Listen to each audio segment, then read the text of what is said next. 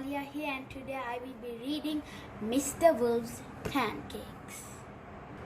One day, Mr. Wolf was feeling hungry. He fancied some pancakes. Yum, yum, he said, licking his lips at the thought of a big pile of fresh, delicious pancakes. Mr. Wolf had never made pancakes before, so he took his big recipe book down off the shelf and looked inside. But wolves can't read very well, and Mr. Wolf had trouble making sense of it. So he went to get some help from his neighbors. He called on Chicken Licken, who lived nearby. "Please, can you help me read this?" he asked. "No," said Chicken Licken, slamming the door in Mr. Wolf's face. Bang! "Oh dear," sighed Mr. Wolf. He sat down slowly, read the book, and worked out what he needed all by himself. Mr. Wolf looked in his cupboard for the ingredients, but he couldn't find anything he needed. "I'll go to the shop," he decided, and he settled down to write a list.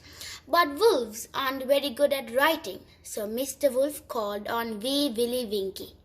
"You're very clever," said Mr. Wolf. "Can you help me write my shopping list, please?" "No," said Wee Willie Winkie. "Go away." He slammed his door. Bang! "There's no need to be like that," said Mr. Wolf quietly. Mr. Wolf sat down and tried very hard with his writing until he had made his shopping list all by himself. Now he needed to count his money to make sure he had enough. But wolves aren't very good at counting, so he went to the gingerbread man for some help. "Can you help me count my money, please?" he asked politely. "No, I'm too busy to bother with you," said the gingerbread man, slamming his door. Bang! So poor Mr. Wolf had to sit down and count his money. It took him a long time, and he had to check it 3 times before it was right. But he did it all by himself. Mr. Wolf needed a basket to carry his shopping, so he called on Little Red Riding Hood. "Please, may I borrow your basket?" he asked very nicely. "I'm not lending my basket to you," said Little Red Riding Hood. "Now clear off."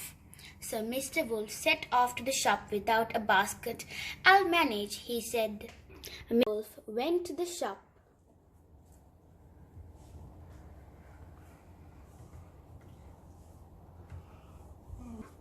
He looked at his list, remembered what he needed, counted out his money, and carried the eggs, milk, and flour home, all by himself. Now it was time to make the pancakes, but wolves aren't very good at cooking, so Mr. Wolf called on the 3 little pigs. "Please, can you help me cook my pancakes? I'll share them with you," he said kindly. "No chance," chorused the pigs, slamming their doors. Bang, bang, bang. Mr. Wolf felt sad because nobody wanted to help him. Mr. Wolf went home and started to make the pancakes all by himself. Soon there was a huge pile of delicious pancakes on the table, all ready for eating.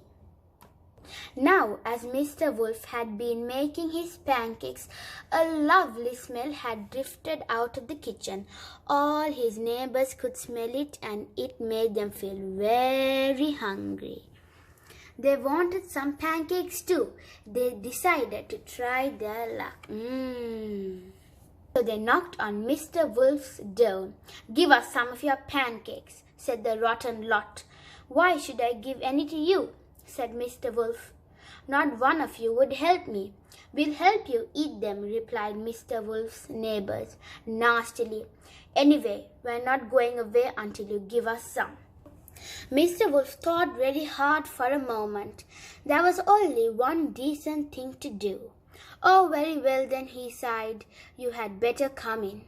Mr. Wolf opened the door wide, and whoosh, his greedy neighbors rudely pushed him aside and dashed down the hall. Mr. Wolf shook his head, shrugged his shoulders, followed them into the kitchen, and when they were all in, Mr. Wolf gobbled them up, snippety-snappety. That was the end of his unhelpful neighbors. And then, with his bulging tummy not quite full, Mr. Wolf sat down to eat his pile of pancakes, and he did it all by himself. Well, there was nobody else around. The end. Hope you enjoyed this story. Until next time.